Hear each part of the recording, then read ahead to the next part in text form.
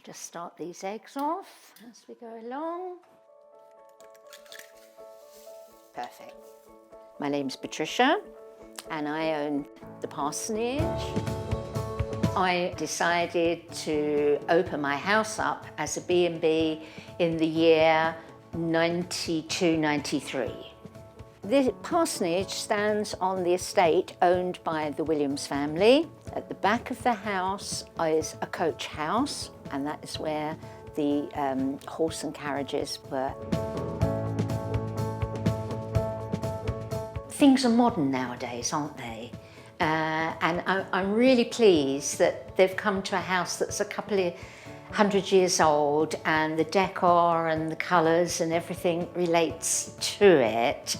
That, you know, somebody doesn't come along and go, well, it was nice, but it was a bit old-fashioned.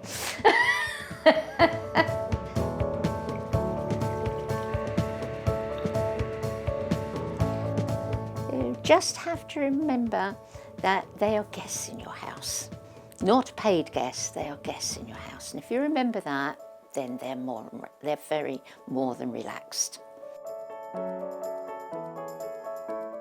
What I can say about the Expedia group is they are always there. One could say nearly 24 hours. If you have a problem, you can ring them direct. I found this because it was a totally different new aspect, although I've been doing B&B for such a long time.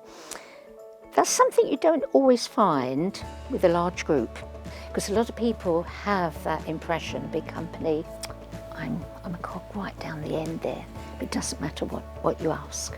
When I just worked as the company as me, it was all on telephone, but then you see, we're looking at another generation. For me, it was on the technical side, a big, a big surprise. And they have been extremely helpful. I now see that technology and the advertising that this company has is the way to go.